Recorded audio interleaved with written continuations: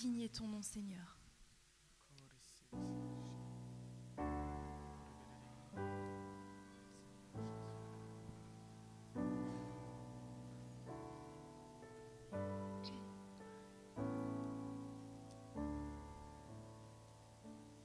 Tu as porté ma croix, tu as tout donné pour que je sois libérée.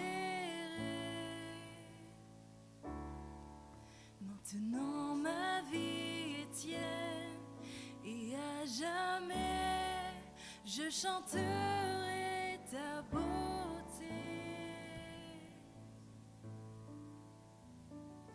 Digne est ton nom, Jésus, digne d'être loué, digne est ton nom, digne est ton nom, Jésus, digne d'être adoré.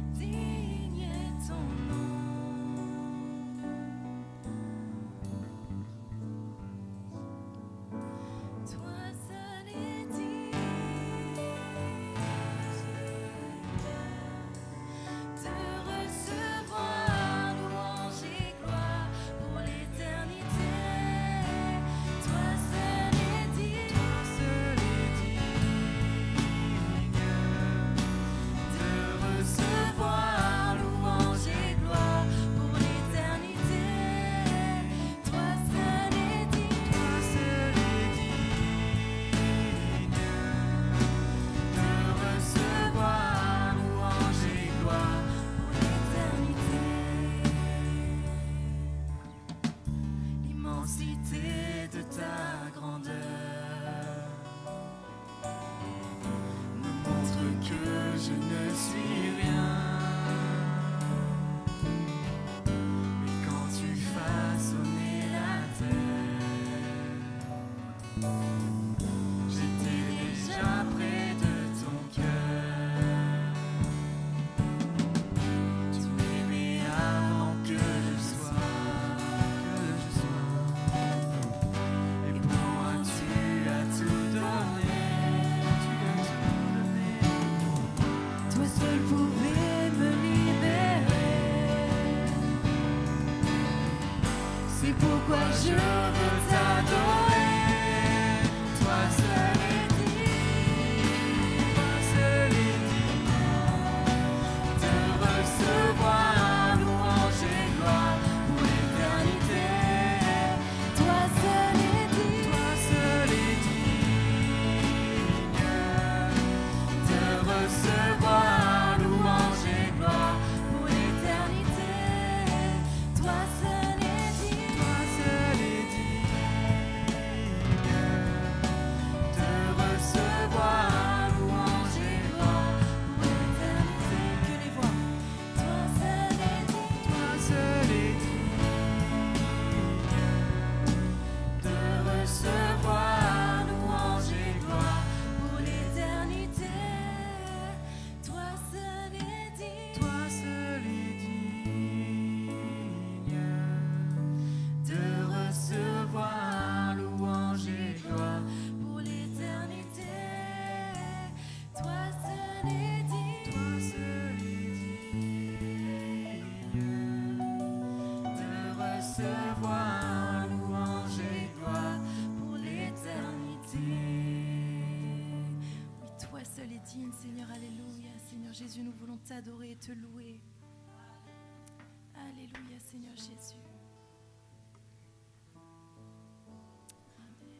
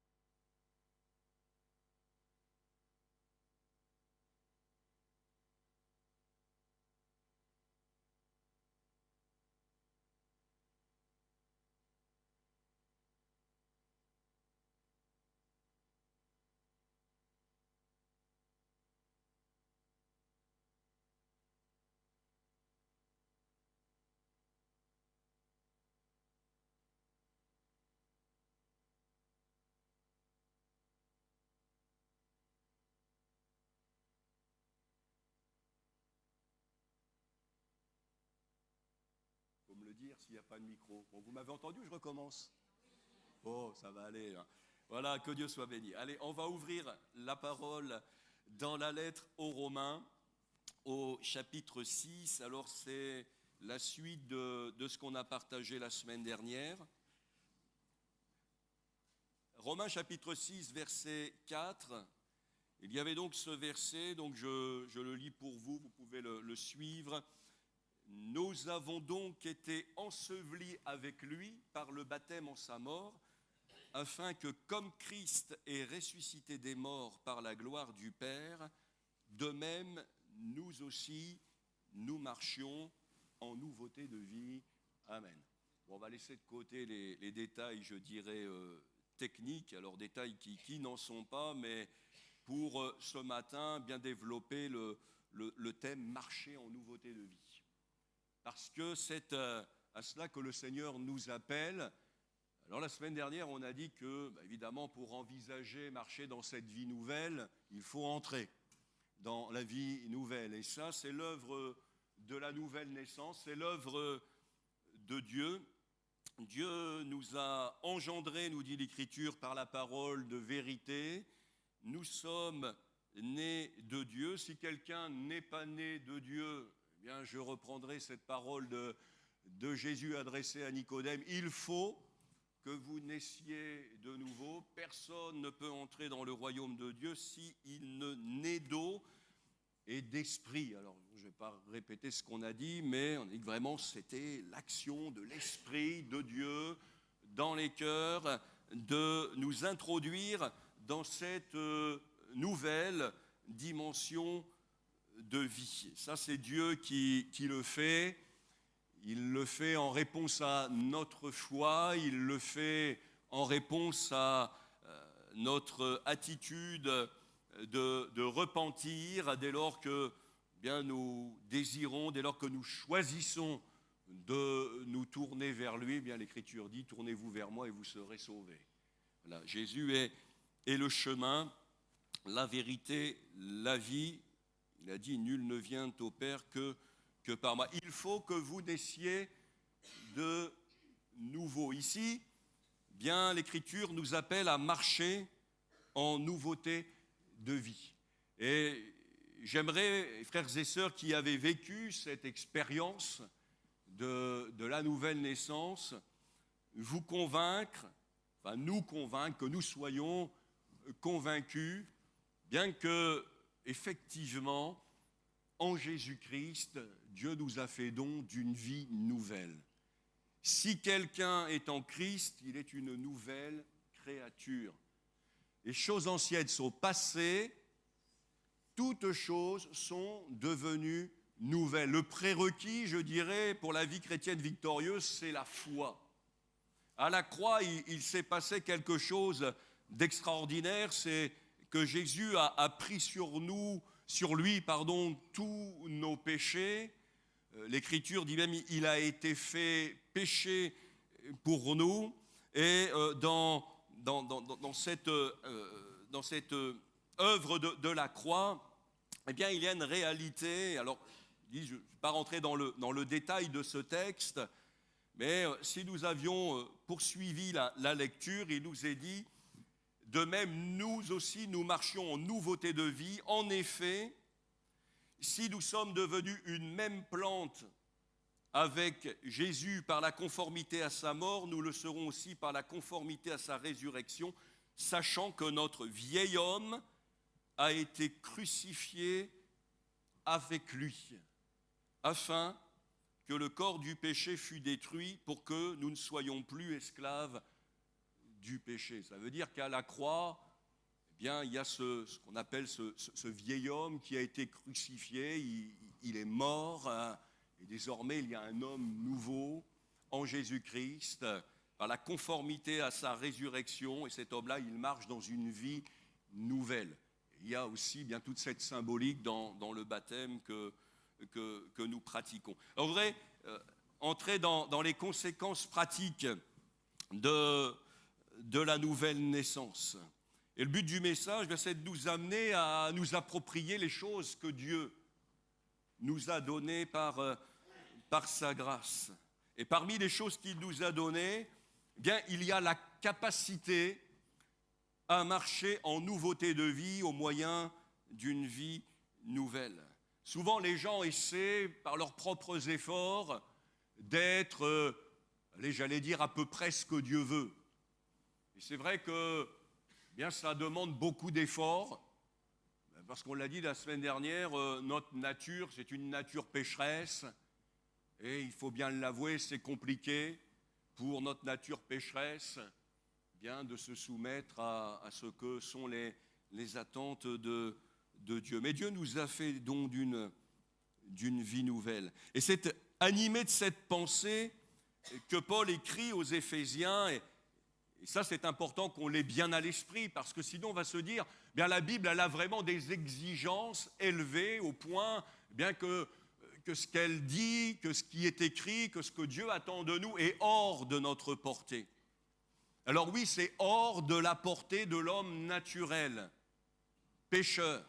Et nous avons dit que cet homme-là, à partir du moment où il y a eu cette démarche sincère de repentance, de foi, bien cet homme-là, il est mort, il a été crucifié avec Christ, et désormais, eh bien, il y a un homme nouveau en qui l'Esprit de Dieu habite.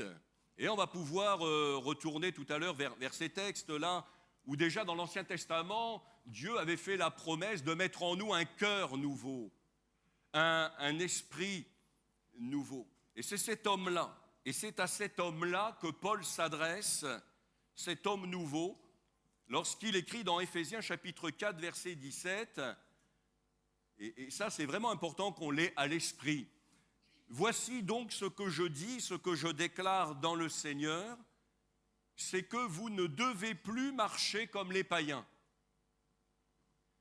qui marchent selon la vanité de leurs pensées. Et c'est vrai que l'homme nouveau, eh bien, doit entendre ce message-là, parce que précisément il est nouveau, parce que ce n'est plus le même homme, parce que c'est un homme qui est établi en Jésus-Christ, qui a reçu l'Esprit de Jésus, l'Esprit Saint. Eh bien cet homme-là, de fait, ne doit plus marcher. Il ne doit plus marcher comme les païens, nous dit l'expression, qui marchent selon la vanité de leurs pensées. Et l'esprit de ce verset, bien, c'est que c'est maintenant que vous avez reçu une vie nouvelle, puisque vous avez reçu cette vie nouvelle, ne marchez plus comme les païens. Je ne veux pas minimiser, je veux minimiser en rien le péché qui se manifeste dans les vies, mais ici, l'apôtre Paul n'a pas en vue un public qui serait étranger à la vie de Dieu. Parce que si vous dites à des gens qui sont étrangers à la vie de Dieu, qui n'ont pas reçu l'Esprit de Dieu, vous ne devez plus marcher comme les païens, vous êtes inaudibles. Ça, on ne peut pas l'entendre, c'est pas acceptable. D'ailleurs, pour les gens, ça ne veut rien dire. Par contre, pour celui à qui Dieu a fait grâce de tous ses péchés, qui a le privilège de posséder en lui cette vie nouvelle, bien l'Écriture lui adresse ce message, au fond, marchez en cohérence avec ce qu'est cette vie nouvelle que vous avez reçue. Alors j'ai noté, nouvelle vie, nouvelle possibilité. Voici donc ce que je dis, ce que je déclare dans le Seigneur, c'est que vous ne devez plus marcher comme les païens, qui marchent selon la vanité de leurs pensées. Je vais plus loin dans ce qui est écrit. Ils ont l'intelligence obscurcie, ils sont étrangers à la vie de Dieu à cause de l'ignorance qui est en eux, à cause de l'endurcissement de leur cœur. Ce n'est pas un jugement. Ce n'est pas un jugement sur l'humanité, c'est un constat. Et l'apôtre, ici, bien, établit une différence entre celui qui a eu l'intelligence éclairée par l'Esprit de Dieu et celui qui ne l'a pas encore reçu. Alors il dit, mais vous, ce n'est pas ainsi que vous avez appris Christ, si du moins vous l'avez entendu, et si, conformément à la vérité qui est en Jésus-Christ, c'est en lui que vous avez été instruits. Alors il faut avoir été instruit en ce sens-là. C'est en lui que vous avez été instruits à vous dépouiller, eu égard à votre vie passée du vieil homme qui se corrompt par les convoitises trompeuses, à être renouvelé dans l'esprit de votre intelligence et à revêtir l'homme nouveau, créé selon Dieu, dans une justice et une sainteté que produit la vérité. Phrase complexe. Mais ici, on comprend bien que Dieu a une attente. Et c'est vrai qu'il y a une responsabilité qui est celle du prédicateur, de l'enseignant, du conducteur spirituel, qui est d'instruire en ce sens. Et d'ailleurs, c'est intéressant, je crois, de souligner que ces versets que je viens de citer, nous les trouvons dans Éphésiens chapitre 4, sont les versets 17 à 24. Et un peu avant, il est question des ministères.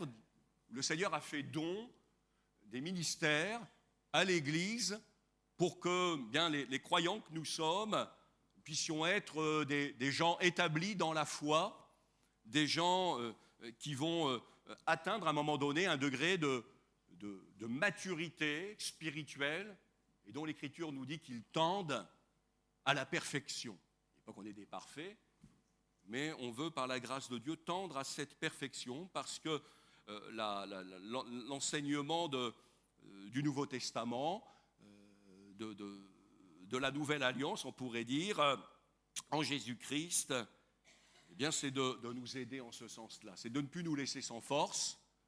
On n'est plus devant les exigences, les attentes de Dieu, et puis, bon ben voilà, tu devras ceci, tu ne devras pas cela, et fais avec. Non, ici, eh bien, Dieu nous aide dans le sens, il nous accorde une vie nouvelle pour que nous puissions vivre conformément à sa volonté. Nouvelle vie, nouvel héritage. Et ça, eh bien, on le voit aussi dans l'Écriture. Quelques versets, dans Colossiens chapitre 1er, verset 12. Et je crois que ce matin, on peut effectivement remercier le Seigneur, lui rendre grâce de nous avoir rendus capables d'avoir part à l'héritage des saints dans la lumière. C'est Dieu qui nous a rendus capables. Et ce matin, bien, nous pouvons en effet lui rendre grâce parce que nous en étions incapables. Mais Dieu, dans sa grâce, nous a rendus capables d'avoir part. Il y a un héritage. Dans la deuxième lettre de Pierre, au chapitre 1er, verset 3, il nous est dit la divine puissance de Dieu, sa divine puissance, nous a donné tout ce qui contribue à la vie et à la piété, au moyen de la connaissance de celui qui nous a appelés par sa propre gloire et par sa vertu. Il nous a donné tout ce qui est nécessaire, tout ce qui contribue à la vie et à la piété. Alors parfois, je cherche finalement ailleurs ce que je possède finalement en moi. Alors on n'est pas dans le registre ici de l'autosuggestion, voilà, non, mais on doit à un moment donné comprendre. Alors le prérequis, c'est ce qu'on a partagé la semaine dernière, c'est la nouvelle naissance. Si quelqu'un n'est pas né de nouveau, bon, l'Écriture, Jésus l'a dit, il faut que vous naissiez de nouveau. Mais à partir du moment où il a vécu ça, elle doit comprendre, et ça c'est par la foi, parce que c'est par la foi qu'on s'approprie l'héritage de Dieu, et bien que Dieu lui a donné tout ce qui contribue à la vie et à la piété au moyen de la connaissance de la vérité, au moyen de la connaissance de Jésus. Et dans 1 Corinthiens chapitre 2 verset 12, Paul dit que nous n'avons pas reçu l'esprit du monde, mais l'esprit qui vient de Dieu, l'Esprit Saint, afin que nous connaissions les choses que Dieu nous a données par sa grâce. Dieu n'a monnaie rien ici, Dieu n'a rien à nous vendre, et tout nous est donné en Jésus-Christ, en qui nous avons tout pleinement. C'est un nouvel héritage. Avec cette vie, eh bien, nous avons reçu un nouvel héritage. Avec la vie naturelle, l'apôtre Paul, dans ses lettres, parle d'un homme naturel. Certains ont traduit, alors c'est une traduction animale. Cet homme-là, c'est un homme qui est dominé par la puissance du péché. Et l'apôtre Paul dit même que le corps, finalement, devient l'instrument du péché. Oui, parce que le péché est là et parce que le péché se manifeste dans ce corps. Et l'apôtre Paul même dira, mais qui me délivrera de ce corps de mort? Et là, il rend grâce à Dieu pour le don merveilleux de Jésus. Ça, c'est l'héritage de la chair, l'héritage naturel. L'Écriture dit que tous les hommes sont des pécheurs. Et le péché, il se manifeste en chacun, en tous. Il n'y a pas d'exception. Le seul qui n'ait jamais péché, c'est Jésus, qui est resté dans une parfaite innocence, une parfaite pureté, en qui le péché n'a pas eu de prise. Le seul qui soit doté de cette nature absolument parfaite. Mais en dehors de notre Seigneur Jésus, en tout cas dans les jours, comme on dit, de sa chair, tout son péché. C'est un héritage, c'est terrible, mais c'est comme ça. L'Écriture parle même de la loi du péché. C'est comme une loi de la physique, la loi de la gravité, la loi de la pesanteur. À un moment donné, il va se manifester. Et l'homme va se trouver dans cette situation, l'homme, la femme, ils vont se trouver dans cette situation de dire, comme Paul l'exprime, je ne fais pas le bien que je veux, je fais le mal que je ne veux pas, etc. Et puis on tourne en rond, et puis on cherche des solutions qui n'apportent aucune paix, qui n'apportent pas de véritable délivrance. Et nous avons lu tout à l'heure eh bien, qu'à travers l'œuvre de la croix, nous pouvions nous attendre à ne plus être esclaves de cette loi, ne plus être esclaves de la loi du péché. Ça, c'était l'héritage avant.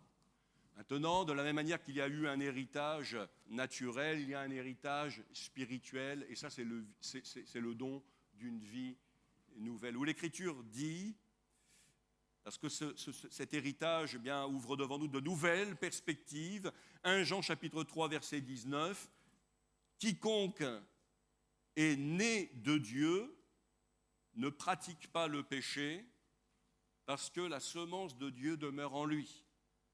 Et il ne peut pécher parce qu'il est né de Dieu. » Je ne reviendrai pas sur le détail explication par rapport à ce verset. Nous l'avons partagé la semaine dernière. La vidéo est accessible sur YouTube. On parle ici de pratique du péché. On parle de la pratique du péché comme d'une manière de vivre, où l'homme eh bien, est dans son quotidien, dans cette pratique du péché. Quand l'Écriture nous dit « quiconque est né de Dieu ne pratique pas le péché », elle ne dit pas qu'il ne péchera jamais, mais dit que le péché, ça devient quelque chose, j'allais dire, d'épisodique, d'accidentel. Voilà, on est délivré du mensonge, dans le sens où, vous savez, il y a des menteurs, il y a des gens qui sont fondamentalement menteurs. Bon, ici, c'est pas, j'allais dire, et une fois encore, sans rien minimiser, une espèce de mensonge par inadvertance, etc. Non, on parle ici de la pratique du mensonge. On parle, par exemple, de la pratique je sais pas, du vol, la pratique de choses qui manifestement eh bien, ne plaisent pas à Dieu. À partir du moment où il y a cette vie nouvelle, elles ne font plus partie.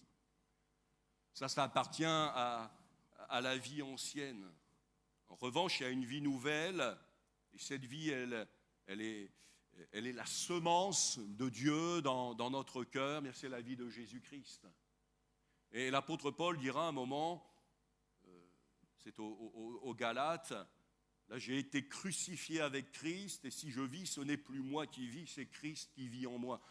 Ce n'est pas de la prétention, ça c'est juste une appropriation eh bien, de ce qu'est le don de Dieu. Alors il dit, je vis maintenant dans la chair, mais je vis dans la foi au Fils de Dieu, qui m'a aimé et qui s'est livré lui-même pour moi. C'est pourquoi la Bible dit, si quelqu'un est en Christ, elle pose les conditions, il est une nouvelle créature. Et ça, j'insiste, c'est vraiment quelque chose de fondamental, quelque chose à vivre.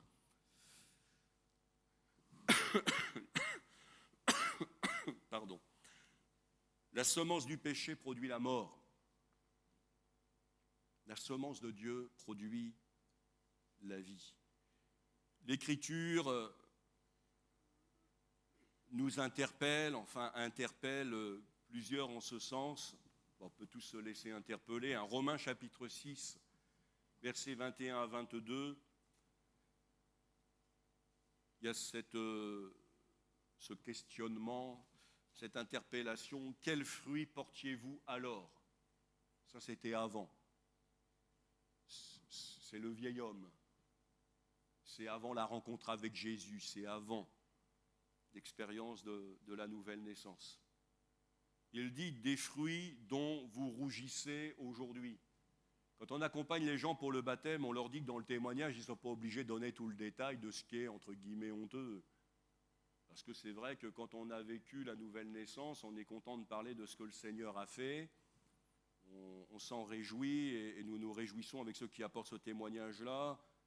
Quant à certains aspects, parfois, de notre vie ancienne, est-ce qu'il faut les partager, pas les partager? Alors souvent, on s'entretient comme ça avec les candidats. Il y a des choses qui sont à la gloire de Dieu, il y en a d'autres qui ne sont pas à sa gloire. Et puis, bon, il y a aussi des choses qui sont,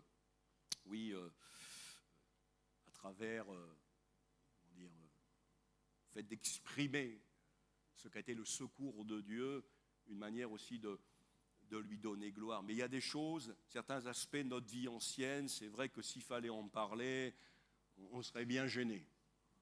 On serait bien gêné d'en parler. Et moi, je remarque que dans l'Écriture, c'est souvent comme ça, c'est que finalement, on voit, il y a une forme de délicatesse de Dieu, une forme de délicatesse de l'Esprit Saint, où on n'est pas là à toujours déterrer le passé des gens, etc. Non, mais parfois suffisamment pour nous interpeller, pour nous amener à réaliser qu'effectivement, la suite dit, la fin de ces choses, c'est la mort.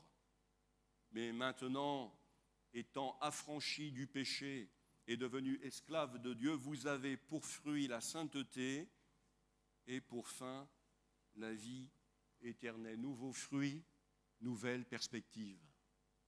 Vous avez pour fruit la sainteté et pour fin la vie éternelle.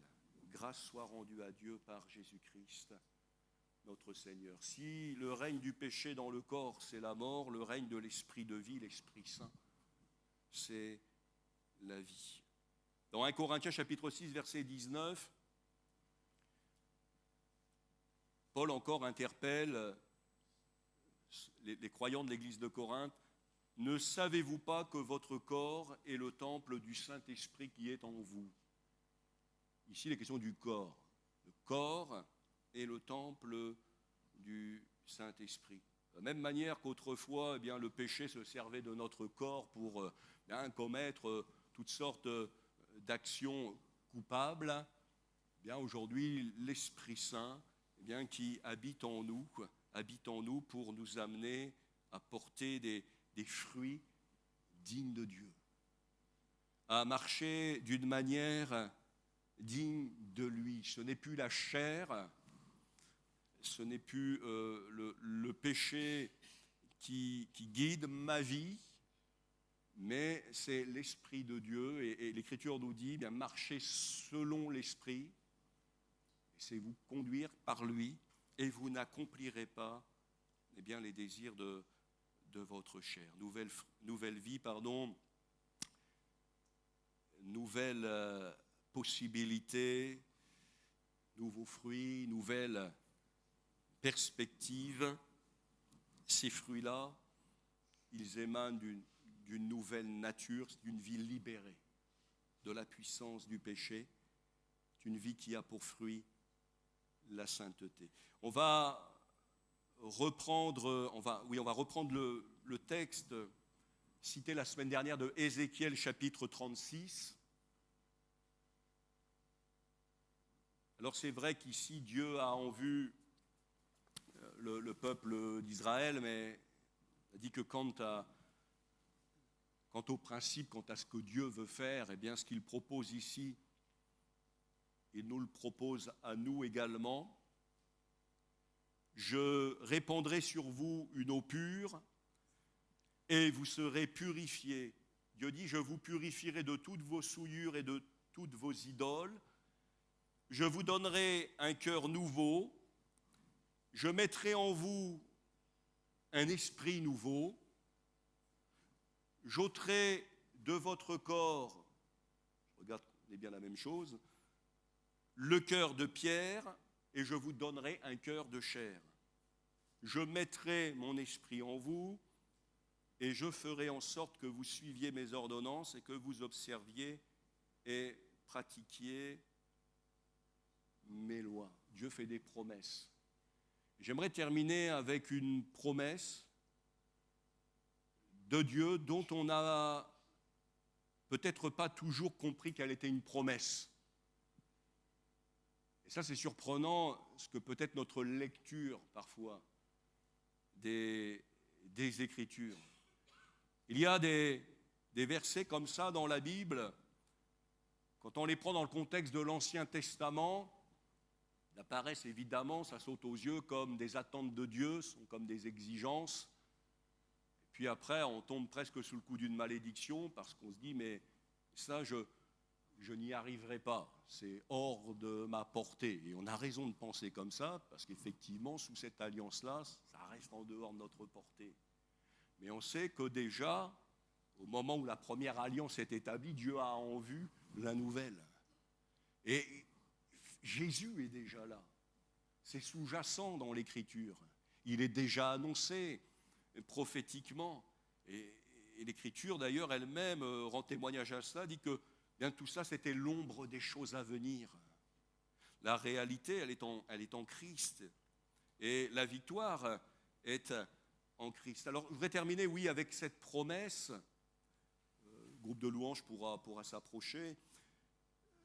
Dans 1 Pierre, chapitre 1er, au verset 15 et 16, voilà, puisque, et vous notez, c'est puisque celui qui vous a appelé est saint, vous aussi soyez saints dans toute votre conduite. Puisqu'il est saint, soyez saints. On a compris, enfin, j'espère, qu'il est en nous, par son esprit, il est saint. Alors l'Écriture nous dit, puisqu'il est saint, puisqu'il vous a appelé, puisque celui qui vous a appelé est saint, vous aussi, soyez saints dans toute votre conduite. En effet, il est écrit, et là, ça c'est une citation de l'Ancien Testament, donc elle est toujours d'actualité dans le Nouveau Testament, mais l'approche doit être différente. Selon qu'il est écrit, vous serez saints, car je suis saint. Ce qui était une injonction sous la loi, finalement, devient promesse sous la grâce en Jésus-Christ. Vous serez saints, car je suis saint. Et ça, je vous invite vraiment à le saisir bien comme une parole de victoire pour votre vie. Vous le serez, parce que je le suis. Alors on connaît là aussi, je dirais, les conditions de la manifestation de cette vie, de cette sainteté. Alors ça pourra faire l'objet d'un autre message, je m'arrêterai là ce matin, mais dans Jean chapitre 15, où Jésus va se présenter disant « Je suis le vrai cep ». Alors il prend une image accessible pour son temps. Il prend l'exemple bien d'une vigne, d'un pied de vigne. Il dit « Moi je suis le cep, vous êtes les sarments ». Et il dit bien de la même manière que les sarments ne peuvent porter de fruits s'ils ne demeurent attachés au cep, eh bien vous ne le pouvez pas non plus. Mais dès lors que vous y êtes attachés, eh bien vous offrez à cette vie qui vient du cep, bien d'irriguer, de traverser votre être tout entier. Et le prolongement de tout cela, eh bien ce sont des fruits. Pas des fruits dont on a honte, mais des fruits qui sont à la gloire de Dieu. Des fruits dont on peut, eh bien, rendre grâce à Dieu, nous avoir permis de les porter. Mais il y a un principe, et ce principe nous parle de communion avec Christ, de vie personnelle, de relation Alors où est le problème? Bien, le problème, il est que souvent, pour X raisons, bien, nous n'offrons pas cette vie de nous traverser, de nous pénétrer. Et c'est ainsi bien, que nos fruits ne sont pas à la hauteur peut-être de ce qu'on pourrait attendre. Mais la vie, elle est là. La vie, elle ne demande qu'à passer. Alors, mes frères et sœurs, je vous en supplie, si bien vous avez reçu cette vie nouvelle, si de deux choses l'une, soit quelques-uns ne sont pas entrés dans cette vie nouvelle.